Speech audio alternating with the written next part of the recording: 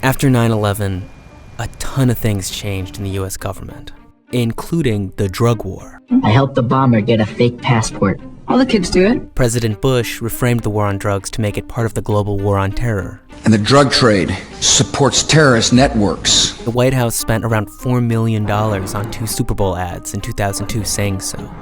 The Drug Enforcement Administration embraced its new role and began assembling the tools it needed to pursue narco-terrorists anywhere in the world. Mr. Chairman, I have an amendment. They got a statute added to the Patriot Act, which makes it a federal crime to engage in drug trafficking that directly or indirectly aids or provides support to a foreign terrorist organization. By 2007, the agency was armed with a 75% increase in its international budget.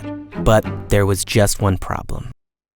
In almost all of those cases, the nexus between drugs and terror happens through an informant who was working for the DEA. In other words, it's created or manufactured by the DEA's own conspiracy.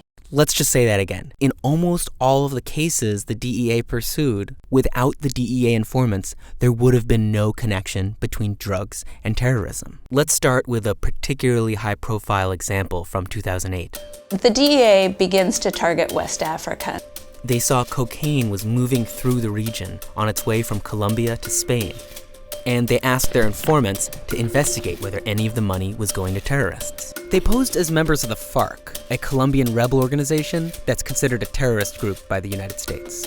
One of these informants, who was identified in the court files as Mohammed, led them to a Malian smuggler named Haruna Toure. The informants offered to pay Toure millions of dollars if he could help them smuggle cocaine through the Sahara, and they told Toure that they wanted to work with Al-Qaeda. Al-Qaeda is Arab. Well, Al-Qaeda is Arab. Mohammed keeps trying to test Toure to demonstrate that he really is who he says he is. Can you bring someone who actually is a member of Al-Qaeda to one of these meetings, and I'll bring my FARC commander to one of these meetings. Toure obliges, and soon after the Ghanaian police swoop in and arrest them.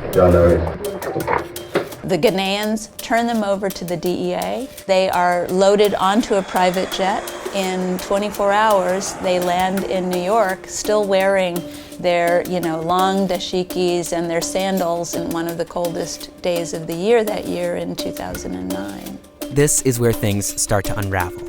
The DEA provided no evidence outside of the meetings recorded with its own informant that Toure had any connections to Al-Qaeda at all. Haruna never brought up Al-Qaeda. He would parrot it back to them because it became clear in these conversations that that's what they wanted him to say. And his Al-Qaeda friend? Toure had brought a childhood friend to play the role of an Al-Qaeda member. He had told his lawyers he pretended to be a terrorist because of the chance to get rich. To the DEA, that was enough to arrest him. Federal Judge Barbara S. Jones didn't agree. She concluded there was no narco-terrorism. She said there was no actual involvement by the defendants in the activities either of the FARC or of Al-Qaeda. The government dropped the narco-terrorism charge. Toure pleaded guilty to lesser charges. These guys weren't Al-Qaeda operatives. They had been sort of set up by an informant. He and his friends were sentenced to between 4 and 5 years in prison. And I thought, are they the only ones? And I started asking my DEA sources, and one of them sent me this brag book. It was almost like its greatest hits in the narco-terror war. I started going through the cases, and I realized the Malians were not the only ones. The brag book makes reference to 32 people, or 37 if you count related cases. In almost all of these cases, the only connection between drugs and terror is the one established by the DEA's conspiracy. 3 were convicted by juries. Others pleaded guilty to avoid lengthy prison terms. But while the DEA claimed victories against Al-Qaeda, the Taliban, and the FARC, almost none of those charged were ever proven to be members of those groups. We can't think of a single terrorist attack that was directly funded by drugs. The closest that comes to that is the Madrid train bombings. That attack, which killed 191 people on March 11, 2004, was funded in part by hashish sales, but there was no direct link to a major terror network. The biggest threats to the US currently get their money other ways. ISIS gets its money through oil and extortion. And Al-Qaeda, the 9/11 Commission, and a more recent Senate report found no evidence of an Al-Qaeda role in drug trafficking. So does drug trafficking fund terrorism? There's evidence to suggest that it has in Colombia, and it funds both sides of the war in Afghanistan. But for the bigger threats to the West that the DEA boasts about in this book, there just isn't compelling evidence. The DEA strongly defends its use of sting operations and says it's gathered lots of convincing evidence beyond meetings set up by paid informants to prove the links.